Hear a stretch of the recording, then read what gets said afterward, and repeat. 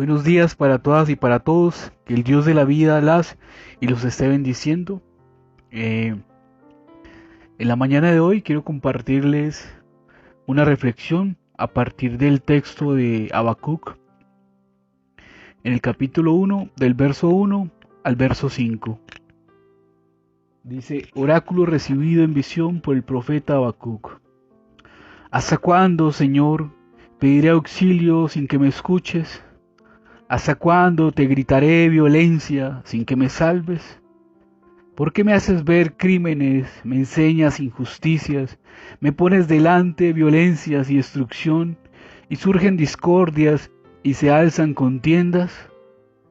La ley cae en desuso y el derecho no sale vencedor.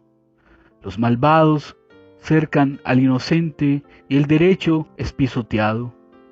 Miren a las naciones, asómbrense y quédense sin palabras. En sus días haré obra tal, que si la contaran no la creerían.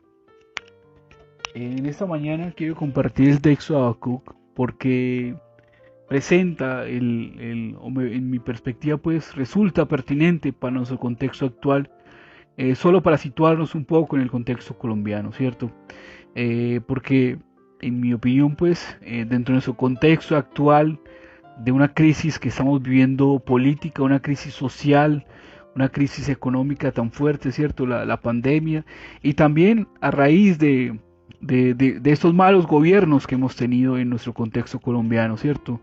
Gobiernos que han legitimado la violencia y la opresión a raíz a cosas de los pobres, ¿cierto? Para alimentar las grandes cuentas bancarias de líderes o de figuras políticas que parecen intocables, ¿no? Que podríamos denominarlos los innombrables, ¿no? De nuestro contexto colombiano. Y en mi opinión es importante este texto, o me parece pertinente para nuestra realidad, porque también revela en cierta medida un contexto de violencia y de opresión.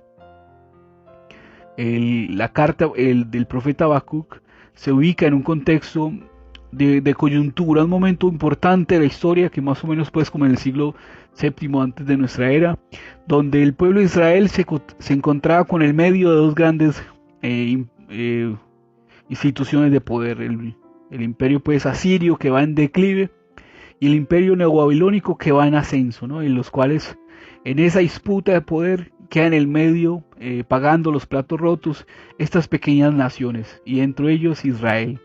Israel ha sido saqueada, y Israel, sus líderes, han sido deportados, y ha quedado pues un momento zozobra, ¿no? Y este profeta se encuentra en ese momento coyuntural. Y me parece muy especial lo que dice, porque interpela a Dios. ¿Hasta cuándo? Y como si no fuera un colombiano que estaría diciendo: ¿hasta cuándo más crímenes de lesa humanidad en nuestro contexto colombiano? ¿Hasta cuándo vamos a seguir viendo el asesinato de líderes sociales? ¿Hasta cuándo vamos a seguir viendo injusticias en nuestro país a causa de los poderosos? Y pareciera como si el profeta ya se le acabara la esperanza, como si el profeta en su desesperación contrariara a Dios. Y vemos pues a lo largo pues de este libro de Habacuc, cómo el profeta, en medio de esta crisis, entiende que la voz de Dios es el dueño de la historia, que ese Dios de la vida, finalmente esos poderosos pasarán. Finalmente esos que parecen intocables por la justicia, pasarán también, ¿no? Y a ellos también les llegará la justicia. Y creo que esto para nosotros como colombianos debe ser un motivo de esperanza, para nosotros como una iglesia que cree en la construcción de un reino de Dios, de justicia, de paz, de amor. También tiene esa esperanza de que pronto, algún día, habrá justicia en este país y podremos celebrar y tener esa certeza, esa gran esperanza.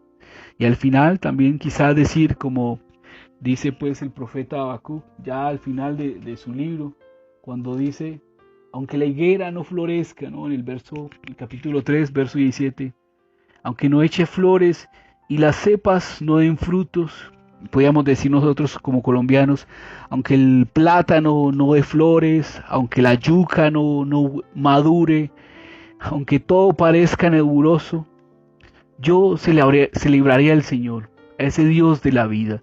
Yo festejaré al Señor gozando con mi Salvador, dice el verso 19 del capítulo 3.